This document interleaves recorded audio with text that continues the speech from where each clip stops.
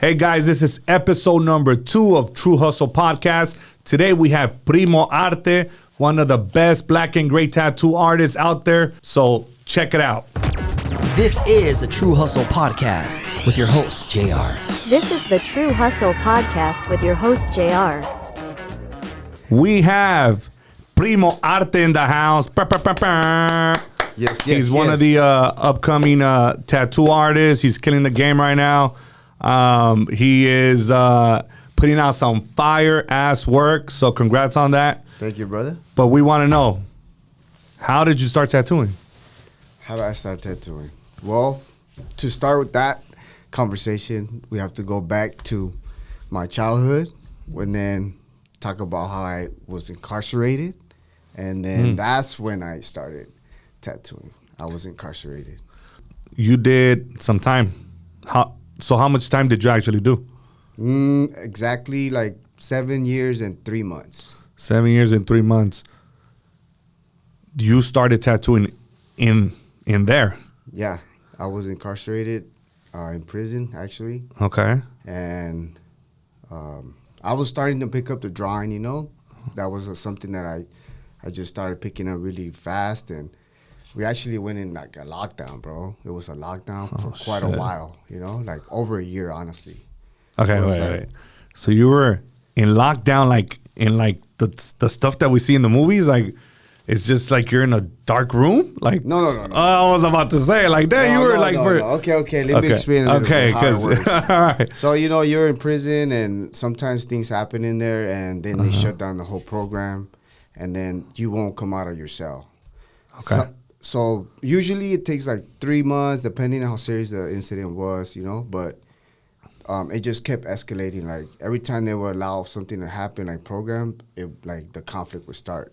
You know, it was obviously between us Mexicans, a race, and then against another race, you know. Okay. But that allowed me to have the time, like, to really concentrate, even though it was kind of crazy because I was in a cell 24 hours a day, just me and my cellie.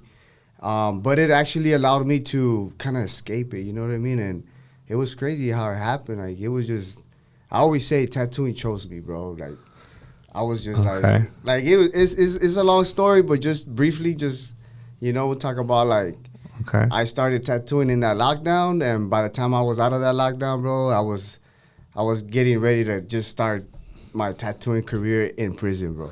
So you had to be crafty then, because there is no tattoo guns in prison. No, there is no ink. No. So how did that happen? I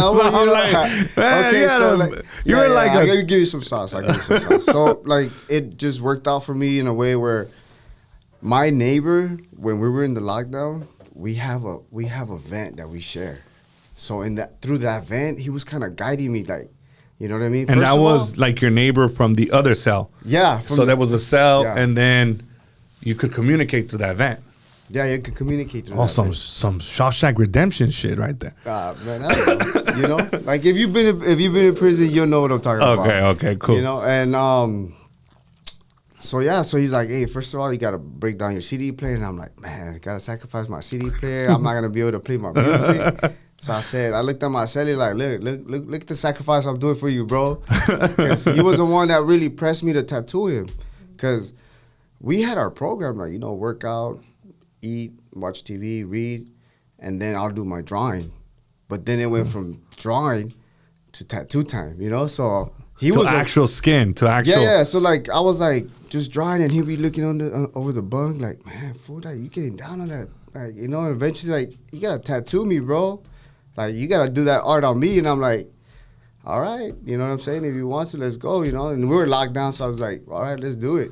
So then how was it from actually just drawing on paper to tattooing on actual skin?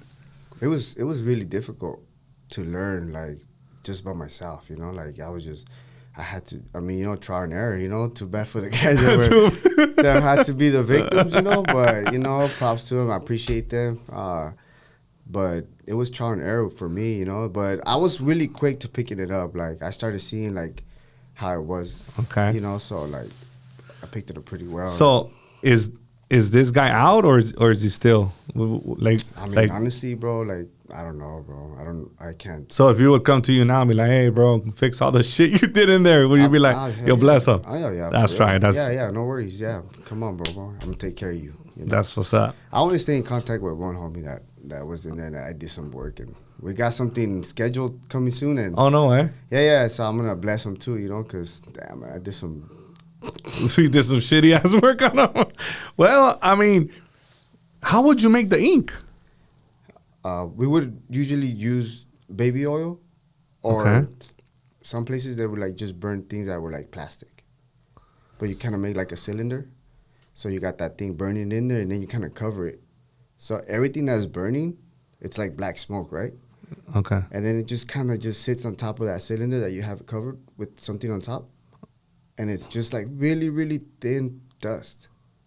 And then you start mixing that with VO5 shampoo. And then once you get that perfect blend, bro, you know it's ready to go. Man, you guys are like top notch in there, huh? Like, that's kind of creative, bro. When you like have limited of things to do, you can get pretty crafty, bro. I could just imagine, because you guys were on lockdown for what, 23 hours? 24, bro.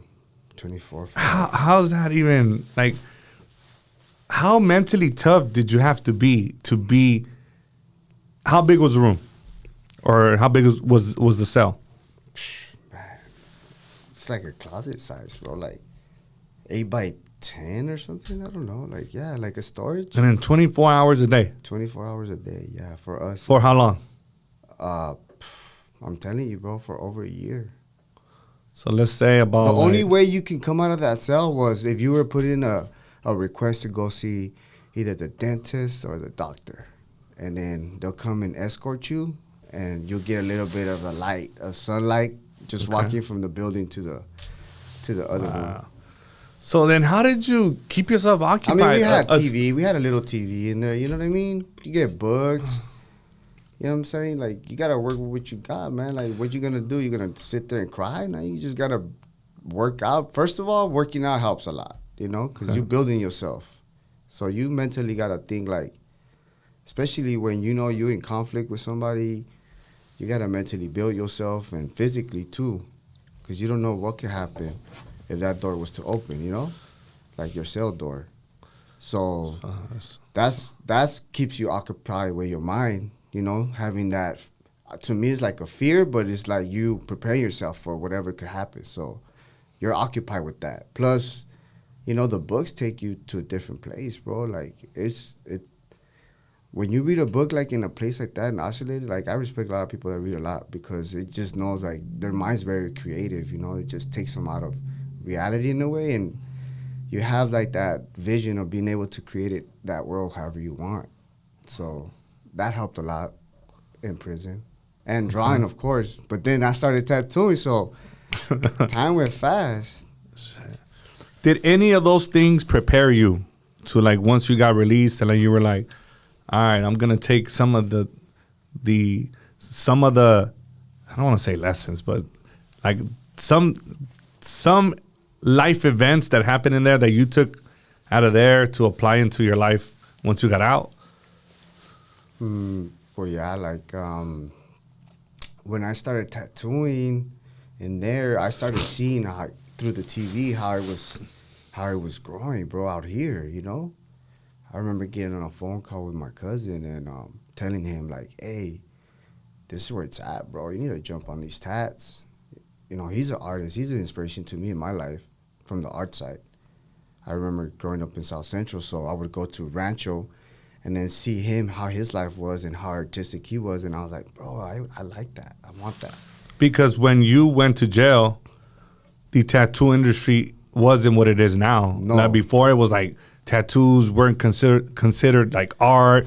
They were more like, oh, it's just for fucking gang members. Right. So when you got out, that whole industry changed. Well, yeah, because, like, I mean, being in jail, I mean, what it is right now in the streets, it was then in jail. Like, everybody was tatted. Everybody. I was like, damn, everybody's tatted in here. But then when I seen it in TV, like basketball players, I think the first people that were really at it was like Travis Barker, you know, the drummer. Yeah.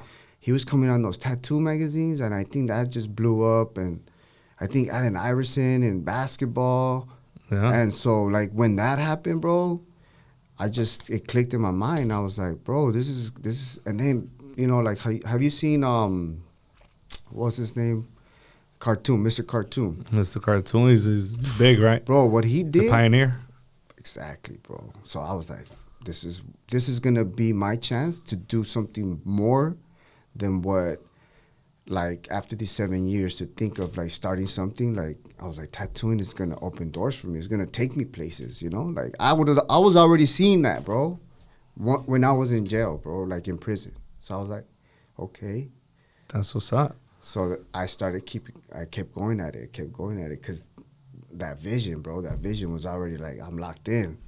So That's cool. Once I got out, I kept going at it. How was it tattooing with the tattoo gun that you made out of a CD player versus tattooing with like a real tattoo gun? It was a little bit first, like, like, gotta get adjusted to it, but mentally, I would always tell myself, this is better. This is always better, easier, faster, like, legit, So I didn't have that problem of transitioning from the prison gun to the real machine, because I knew that that was gonna make me a better tattoo artist. That's what's up. When you got out, did you start working at a certain tattoo parlor, or like how did that happen? Like where people were like, I ain't trying to fuck with this guy because he just got out. I mean, like what was the vibe? It was kind of tough, because I think it was the birth of, like, just tattooing was getting really busy, and everybody was like, I wouldn't say it's like the golden age of tattooing, where like everybody didn't want to give nobody an opportunity, you know what I mean? Like, it wasn't that easy, So sometimes there's things that, like, if you're there, you get that opportunity, just because you're there. So for some people that are not part of there, then you just come in knocking on someone's door, they're going to be hesitant, bro. They're going to be like, nah, I don't even know this guy, or I already got a solid team, or whatever, But at least for me, that's what it was. Like, obviously, I couldn't be in LA no more, because I knew that I had to start all over. So I started knocking on some doors out here, not here, but in Empire, and it didn't work out for me. But at the same time, I was like, well, I'm not gonna stop. So I kind of, like, did my own thing. You know what I'm saying? And because certain artists weren't trying to fuck with you like that, or like because it was just difficult to get in because they were so close. Like, I mean, because you were an outsider, and they were like, nah, I'm good. I mean, I can make the assumption to think what it was, but in reality, it just didn't work out for me. I can't think about what they were thinking. So at least I did my part. I went over there, knocked, and they were like, nah, we're good. Okay, boom. So I did like 4 or 5 times, So yeah. I didn't want to just not give myself that chance either, So I had to make sure that I did go knock on the door. But it didn't work out, but I still kept going at it. And, man, I was holding it down right there in my little spot for like 3 or 4 years with having my other job. Okay. Because once I got out, I had to, get to work, because my main thing was get off parole, bro. Like, I'm not going to be that one that's going to go to parole for being lazy, you know what I'm saying?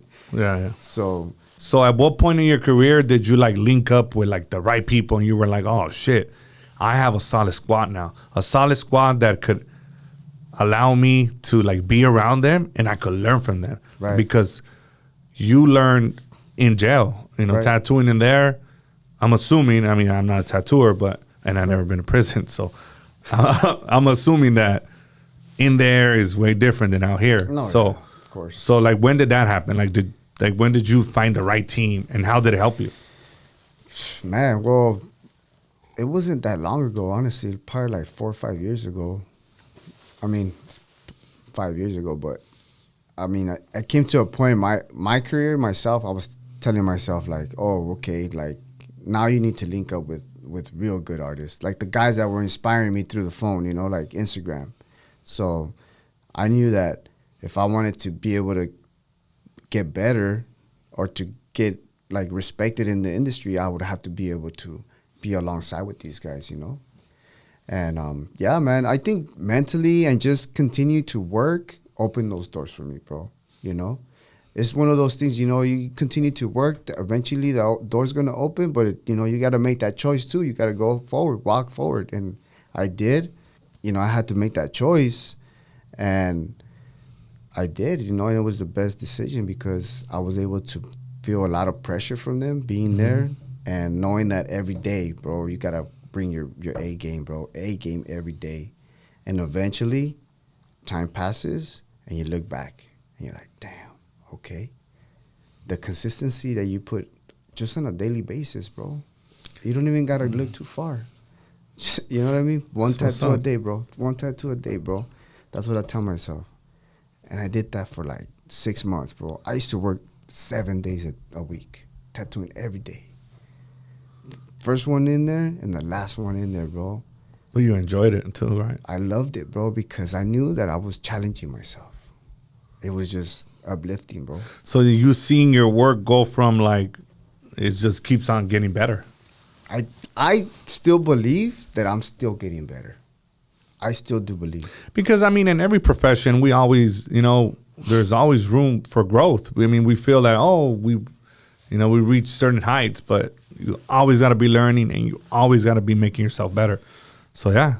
If you keep yourself open to that, yeah, you know. But with growth also comes ego, and you have to check your ego. Oh, hell yeah. If you don't check your ego, bro, you're going to stop growing. And that's something that I always want to keep in check.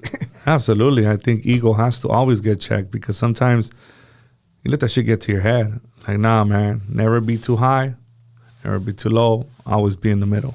Right. Actually, that's what I tell my agents. I said, dude, never too high, never too low, always stay cool-headed. Right. Yeah, man. That's the best way to put it. So which one is one of the most famous people that you've tattooed? Damn. Juan Gabriel, Joan Sebastian. I don't think that's Imagine those fools. I'm like, damn, Mexican ass fools. Nah. Well, I mean, currently, like, I want to say, like, you know, the Street Mob Clica and the JOP and... Which is, I want you to drop names, dog, when it comes to these famous people. Nah, but, I mean, you know, people right here in the LA area. Probably, I mean, now, they fools are known worldwide. Now, they're, like he said, we're going global, baby, you know? So, Which one? The JOP, the main singer. That's... Fuerza Regida. Oh, Fuerza Regida. Yeah, Fuerza Regida, you know? The thing is that it's dope because I kind of know them before they were, like, even all of us, I mean, because they've always been transparent, you know, but I knew, like, one of the guys in the band before they were even famous, you know, and no way. I had the blessing to even hear the song before they even put it out, the one that made them, you know, known, and, you know, it so happens to be, you know, Radicamos in South Central. And I'm like, that to me hit me at home, you know? So I'm like, bro, you guys are going to make it with this one.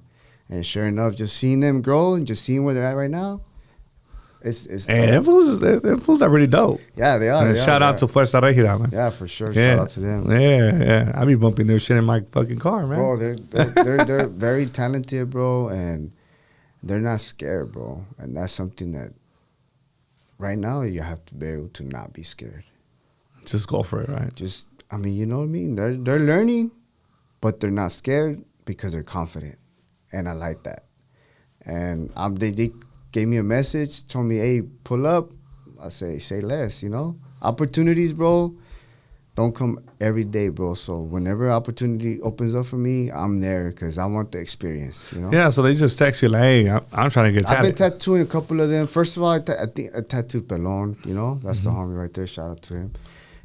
He came to me, and after that, you know, the relationship and names already, you know, right there. And then I did Tumbado too. Shout out to my boy. Tattooed him, and then like another one, and about to tattoo all of them fools. That's right. You know, I'm probably gonna go to one of their concerts, dog. They sing pretty dope. Bro, they do a good show. Yeah. I got blessed, you know, being able to experience the whole VIP backstage. Oh yeah, you know what? I've seen that on. Yeah, so I mean, you know, like I said, man, it's all about the experiences. And shout out to my wife that let me let me go over there. Yeah, you know. Damn, Sandra was like, I'm gonna give you a pass, bro. Yeah, you know, you do things right, bro. You know what I mean. You get compensated. That's what's up. That's what's up. Nah, no shit. Yeah. So, tattooing every single day? Like, you don't... I mean, I'm assuming that you have to be in certain positions and your hand... Yeah. How do you deal with that? Because I didn't think about that until I was like, I got my whole leg tatted, Right. I have a lot of tattoos, by the way, guys. Yeah. So, I didn't realize, like, man, this could be like, because you guys have to be in right. No, yeah. 8-9 hours in some weird position. So, like, how do you deal with that? You just deal with it. That's it. You're not gonna.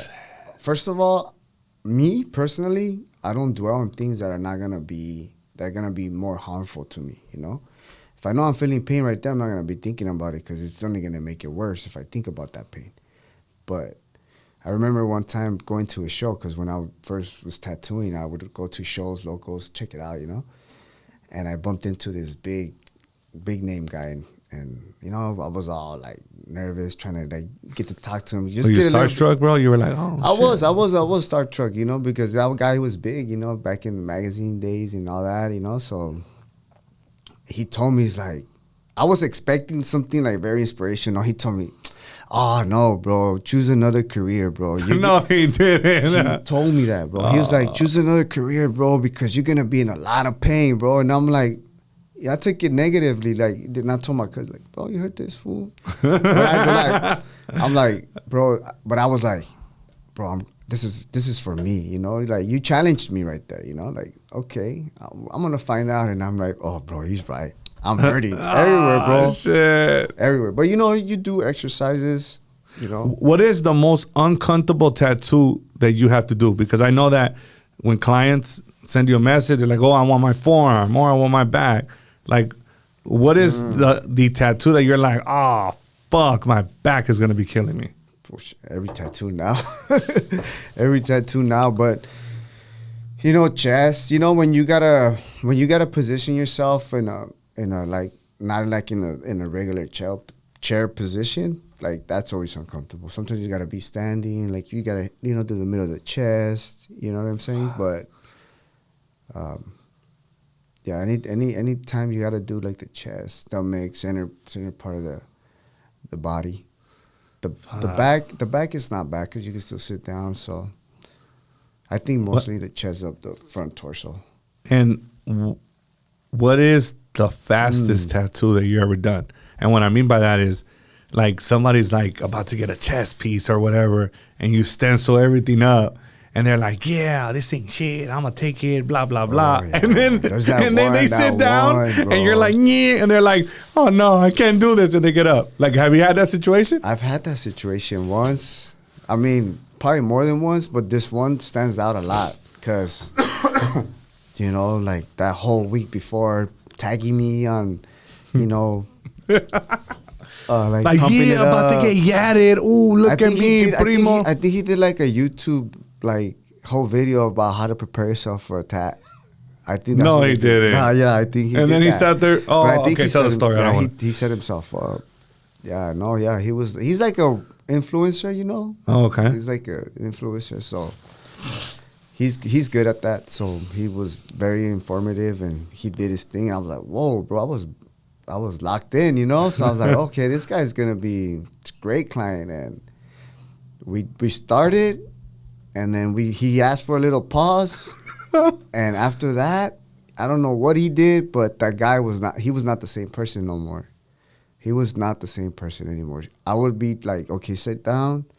I went like 5 minutes, 10 minutes, and he'd be like, why are we doing this? Like, what's the purpose of this? And things like that. Oh, he's probably gonna know. He's probably gonna know who I'm talking about now. He started getting like.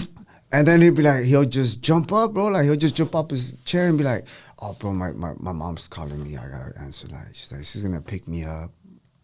Bro, to tell you, bro, I had to take him home. Because I wanted to make sure that he was gonna make it home, bro. Do you think he took some shit? Or? I would have been like, I don't know. It's crazy for me to do something like that, Like, I don't think there's no tattoo artist that would take their client home just to make sure that they get home safe, But for this guy, I had to take him home because I was like, man, what if something happens to him, bro? So Yeah, I dropped him off. I told him, Mama, I brought you your son right here. By the way, it's, he owes me this much. But you still had to charge him for the whole session because it's not your fault. No, nah. And the next day, he actually gave me an extra something there for taking him home. Like, you know, like I didn't have to, but he was just. We still have that tattoo pending, bro. And he was hitting you with with those bangers, like, what is life? Why am I tattooing myself? Yeah. Like, what the fuck? like, I mean, you know, like, I don't know. I think he took something, you know, to calm himself down, and it didn't work out. All right, let me tell you a story. Yeah. So I was getting tattooed by Adrian, right? First tattoo that Adrian has done for me. Mm-hmm. The Jesus piece, right? I'm getting tattooed, and there's somebody else getting tattooed. There was this girl getting tattooed by somebody else. I ain't gonna say his name, but he was getting. So then, you know, I'm like, whatever, you know, I don't drink, I don't smoke, so I'm like fucking sober as fuck, right? And I'm like falling asleep because, you know, I have high pain tolerance. Yeah. So I guess the girl that was getting tattooed, she took a Xanax, I don't know why. Oh, yeah. And smoked weed and then passed out, bro. So then we had to all stop because they were like, they didn't know what to do. And I was just like. Oh, he didn't keep tattooing? Like, no, he stopped. Adrian stopped because we were just like, what the fuck is happening? Yeah. You know what I mean? I would have kept going. You know, so then, but we kept going. It was just like, okay, what happened? Okay. Somebody take her home or something. Yeah. And she was just like, oh, no, I can't do it no more.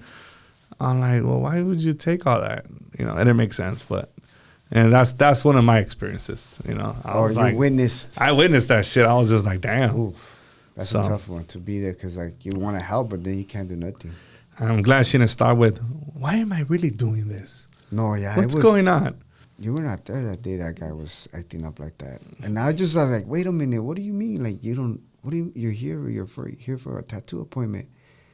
He's like, yeah, but what's the purpose of this that you're doing to me? Like, what is it you're doing to me right now? Are you branding me? I'm like, bro, like you're.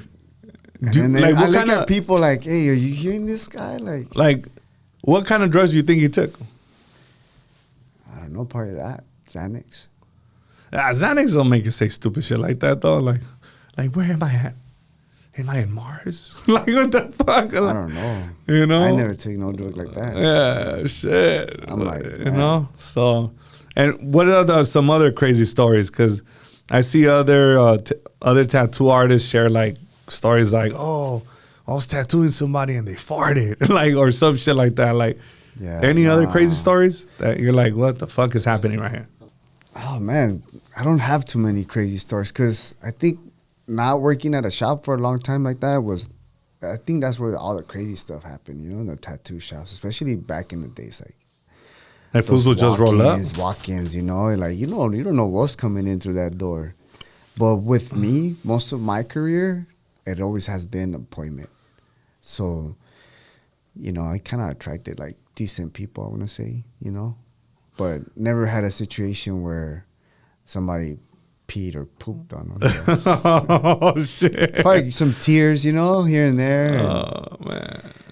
I think I almost passed out once. I've had it. Oh, yeah? Like with like with the foot, but that's another level. Yeah, you gotta. No, that is like you have to, man. Like that, you know, and then getting your nips. Your nips blacked out. The nipples, and I never got my nipples tattooed, but and the foot. Yeah. When Adrian was going on the, you know, because I got a money rose, so it's like when he was on this, savage, bro. I started sweating. So I started getting cold. Did you have that moment right there where you said, "What are we doing?" Shit! Imagine I looked at Adrian. What is this? What does this mean? Why am I getting my foot tattooed? And then sometimes I do trip out though, like things like that. Like, why? Why do we do this to ourselves? I think that's probably the only tattoo that I was like looking at Adrian like, what the fuck am I doing? Like, for real. Bro. It's hard as fuck. It looks dope, but I was just like, it's some type of. And he's like, hey, bro, you're good? Because I had never, ever told Adrian, stop. Yeah, that day, I told him, hey, bro, we're 5 hours in. I said, no more. That's it. And he's like, and you know, usually be like, come on, bro. You push that button. Boom. He looked at me and he's like, bro, you're pale. Yeah, we're done. And I'm like, Give me a soda. I need sugar. Something to bring me up. When you Dude, start I'll roll feeling up with a tattoo kit. I'm motherfucking chocolates. I'll have everything. For real. I'll have all the supplements. Everything that when things went down and I started feeling too much pain, something to pick me Boost back it up. Yeah. You go in there for long sessions. How man. many sessions you've done in like? I've back done to back. No, I've never done back to back, but I've done 13 hours straight. Yeah, I've done back to back. I don't think I could do back to back. So I would go for a long ass session and then let it heal, and then we'll go over it. I went back to back on my chest. That was painful, Bro. What about the neck? I think the chest hurt me more than my neck. For real. No way. My chest hurt more than my neck. Yeah. Damn, that's crazy. And how about the stomach or the back? The stomach. What is hands down, the most painful tattoo? For me? My nipples, in general. bro. Like, from your experience and from your client's experience. From my experience, I think my chest. Fuck. But I think. But you blacked out your nipples, though. Like, Yeah. I could. I mean, that was tough. Wow. Because you can't, like, savage. honestly, bro, This guy's like, a savage. Not even because, like, I had to use numbing stuff a little bit, but it was times where, like, I couldn't take it, bro. I had to stop him. I had to stop it. Like, hey, bro, relax, bro. Relax. Nah, but yeah, man, he blessed me with some really good artwork. Nah, but you have some dope ass work, though. You too, man. Fuck yeah. And We have some pretty dope shit. Yeah, Shit. and I mean that leg piece, bro. How bad was that? That leg piece is. I mean, I'm gonna eventually put it up. It's tender. Yeah, that fucking leg piece on the upper thigh on the Wolf of Wall Street. I fell asleep. That's the first time Your asiatic nerve was probably numb. No, everything. The whole fucking tat was numb. Because it's like the chunkiest part of the leg, I guess. I don't know, but it went numb, like naturally numb. So I knocked out. That's cool. And then my own snore woke me up. I mean, tattooing now is becoming more like for people like you got the numbing stuff, you know. So people are getting put to sleep. That's crazy. Like that dude Post Malone. Yeah. Like they put him to sleep, and he gets tattooed. Right. That's crazy. One of my friends, a tattoo artist, was telling me something like that about doing something like that in Mexico. So maybe we might Like putting fools to sleep and then just like starting something like that over there. Fuck. That's like anesthesia, right? Like Yeah. You get put to sleep. And then you just wake up with a whole fucking arm sleeve. Like, whatever. Back sleep, full back piece, full front. That's crazy. Like, where do you see the tattoo industry going from, like, in the next 10 years? Damn, in the next 10 years? I don't know. But the tattoo industry is new, you know, like it's still fresh. There's still a lot to tattoo and. Like, you don't think AI is going to come up with something where, like, of course, you just fucking put your hand inside something and it just tattoos you? Of course, yeah. And there's going to be people that are going to want AI to tattoo them, and that's okay. But there's going to also be people that are going to want humans to tattoo them. So, you know, that's what this world is all about, choices. Yeah, you're right about that. I might have an AI for a helper because probably be better helper than a regular human being. But not a better tattooer. But not the tattoo artist, bro. You can't put the sauce, bro. You know what I'm saying? AI is only a replica of humans, bro. They're just trying to steal our sauce. That's crazy. Yeah. But, you know, I'm glad to be able to be tattooing and people take a little bit of my art for the rest of their lives, you know? Shit, I take your art all over the world. That's what I'm saying. Like, wherever bro. I go, I take it with me. That's what I'm saying, bro. Like, yeah. Like a homie said, Primo Arte is a brand, bro. And it should be. No, it is. Because branding. It is a brand. That's right. Boom. You know? Because you're going to put clothes on, but that tattoo stays on there forever, bro. Forever. So I want to make sure that people feel good about, you know, putting Primo Arte on them. And you're going to tattoo me when my son's born. So I got to add to the leg. When's that? Probably July. July? Yeah. Man, congratulations on that, bro. Yeah, man. It's a blessing. It is. Another boy? Another boy. Man, he's going to be like the little Mr. Boss. Yeah, man. But, you know, I'm little gonna, Richie Rich, bro. I'm going to have to teach him so many things, man. Like him, man. Well, you know what? My youngest daughter, she's man, that little girl's smart. I see her, like, bro. She's sharp. Like, kind of scary. Like, you know, but it makes me feel like, you know, I mean, we're doing a great job raising her, like me and Sabrina. So she's really smart, and she has a really good heart. And that's a reflection on us. It's in the genes, bro. Yeah. You know? It's in the genes. Because generally, like, we're good people unless you, like, you know, fuck with us. Nah, nobody's going to want to do that. Nah. You know, we're good Not people. at all. We're always good, man. We just trying to help people. And that's what we're doing right now. We're trying to inspire people. So let's inspire some more. Let's say somebody is 18, 19. All their life they wanted a fucking tattoo. What's the advice you would give them? First of all, is why? Why you want to be a tattoo artist? So you think if the answer would be, because I want to get paid, bro. That's the wrong. You have to love the art. Yes. You have to love it. You have to sink into it, bro. You have to dedicate 12 plus hours to it, you know, because, I mean, then why else are you going to want to do anything if you're not going to be passionate about it, you know? First of all, you got to fall in love with it. And then once you're able to fall in love with it, then that feeling itself of you just feeling gratitude, like feeling accomplished, feeling that you're doing something, you know, it automatically, bro, it just comes, you know? But if you're thinking about the money, you're going to cut yourself short with your own growth. So let's say they do love the art.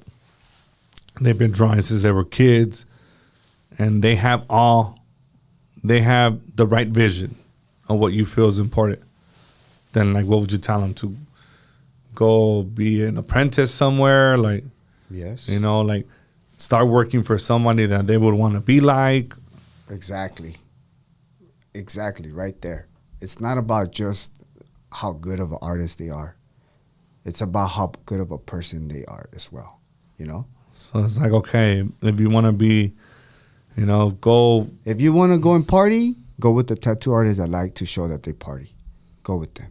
If you want to put in work and you want to go places, then go with the people that are putting in the work. You know, as simple as that. You know, we heard all that all the time growing up.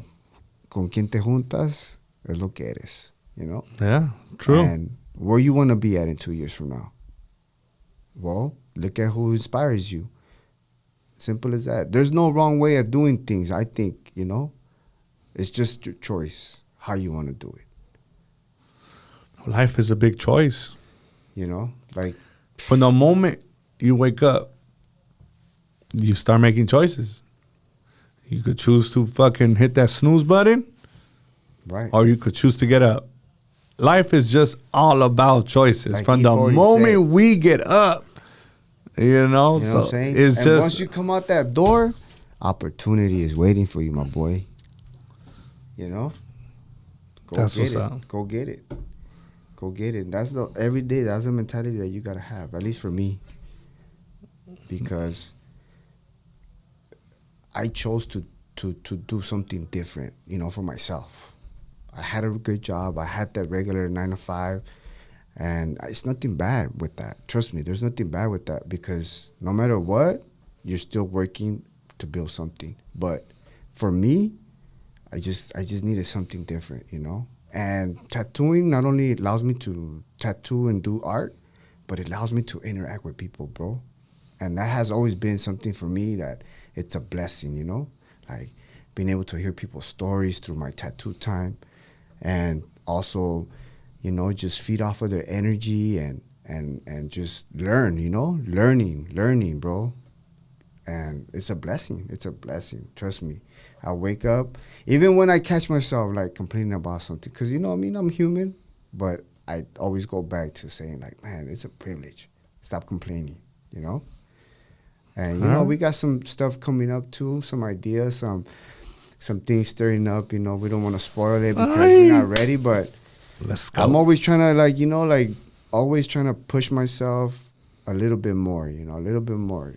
And ideas come to my mind, and I want to be able to share them with people. Absolutely. And it's not for the money, bro. You know what I mean? It's all about, like I said, being a support, like what you guys doing here, you know? Telling people stories and at the same time motivating. I think when your heart is in the right place and you really enjoy like what you do, I mean, the money is just a byproduct. It's going to follow. Yeah, it is. It helps a lot too, though. Absolutely. Shit, we fucking need it. Yeah, I mean, you fucking can't pay bills with a good heart. You need to deposit money to make sure that, you know, you pay for your kids' tuition, for this, for that. You know, money's a necessity. Right. But I think it's just a byproduct of all your efforts, you know, and you doing the right thing and giving it 100% to what you really enjoy. Right. You know, so. I think that also, you know, like having the right people in your life matters a lot. You know? Oh, hell yeah. Absolutely. So cut all the toxicos and toxicas in your life. Get them out. Associate with people that are aligned with your vision. And whoever isn't, it's okay. They got to get the boot. It's fine. There's nothing wrong with it. Right. That's their life. Right. But I don't want people to impose their views and their life on my shit. Like, nah, man. Like, just because you have limiting beliefs, don't try to apply that shit to me. No, yeah, exactly. You know, and sometimes you can't sit there and explain to those people. No, I've learned that. So sometimes you just gotta be cordial, and it is what it is. Hey, I'm busy. Boom, and just stay in your lane. Yeah, our industry is tough in that part. Like, you know, like if you don't hang around with these people, then you can't hang around with these people, and like things like that. And it should be more like a unity. You know, like everybody should just be helping one another. I mean, just helps the industry, or in any industry. You know, you help each other, it sustains the business overall. But yeah, it's important for you to cut out those people that don't help you get to the next level. And by that, it's just applying pressure, you know, like for instance, you know, you're a role model in my life because you have aligned yourself and you're in control about what's in your hands, you know. So sometimes there's things you can't control, but the things you can, you have them all in check, and that's something that I always salute you for. Absolutely, thank you. And I'm figuring it out to how be able to do things the right way in my industry. That's how I was able to purchase my home, you know, doing things right. That's right. You know, so, I mean, you know, it's a humble home, but at the same time, it's something that I accomplished. That's a big accomplishment, though, man. Because going to prison for 7.5 years and still being able to, you know, come out and do my... Yeah, so it's something that you should be really proud of because... Yeah. I'll be proud of it when I pay it off, my boy. Bro, I fucking know people that didn't go to prison and don't own shit.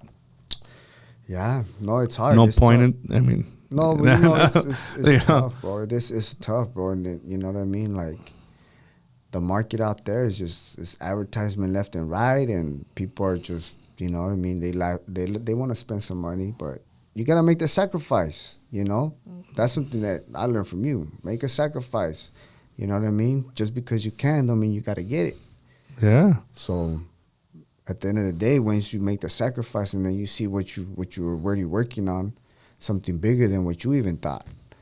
Yeah. So I think that's the best way to do it. Like, just keep making more sacrifices. It's all sacrifice, man. You fucking work hard, sacrifice, and everything will pay off. I think everything comes at its time. Right. Some people try to rush the process. Like, relax, dude. Everything's gonna come. But people are too busy trying to, you know, impress people. Like, dude, just focus on your craft, work hard, and work smart. Right. And everything else is gonna come at its time. Yeah, man. Because trying to impressing people. That was. I mean, everybody. I feel like goes through that phase, you know. Yeah, absolutely. And I went through it, and I just like it. It didn't work out for me, you know. For some whatever reason, it just the ideas that I was stirring up for attention, you can say, or for like show off or whatever, like it would always backfire on me, you know. But now I see for the bigger picture, like that wasn't meant for me, you know. Yeah, but you learn, you know. It's trial and error. Not everybody learns though. That's the problem. They keep on with the bullshit. You know, like, dude, you gotta address the attention somewhere else. Yeah, sometimes you gotta take a step back, right? Analyze what you got going, right, and then make decisions of what's gonna best benefit you. Right. You know, not quit trying to impress people and do certain things, man. These people don't even give a shit about you, man. Like, you trying to impress them? No. Come on, man. Like, you got to focus on you, on your family, and your craft. But you have to use that attention and market it, you know, for more like if you're going to grow your brand, then, you know, you have to do what you got to do to make the attraction and grow it. But at the same time, you know, you're still the brand. You still have to be making those investments to grow, and you know how it is with the business side. And that's something that I've been starting to learn along the way, and been able to sustain myself as a good tattoo artist here in Southern California. It's hard, bro. It's hard. It's tough out here. The competition out here, it's crazy, huh? But it's, you know what I mean? Like, you gotta be on your A game. It's no breaks. And it's fun. It's fun. I enjoy it. It's never too stressful to me. It's never stressful for me at all. I think you're gonna do well. I mean, you're gonna keep on improving on your craft, and you're gonna just keep on making the right choices, and the future looks bright, bro. Yeah, man. You know, and that's what's up. But we want to thank you for stopping by, and we're gonna show some of your pieces. Oh, for sure, man. In this video, and. Okay, I appreciate that. Hopefully people could reach out to you and just book their appointments. So, like, so if somebody wants a piece by you, like, where could they reach you at? First, okay, you can reach me at Instagram, IG Primo _Arte. Okay, that's my main source, you know. But like the main one is Instagram at Primo Arte. Yeah, Primo Arte. You got the website right there too. The contact button, you know. Cool. That's for IG. All right, cool. Well, hopefully some of our followers will hit you up, and you can bless them with some sick ass work. Yeah, for sure. But thank you so much for stopping by, man. We appreciate you. Thank you. Much success, brother. Thank you. Appreciate it. We out. Peace.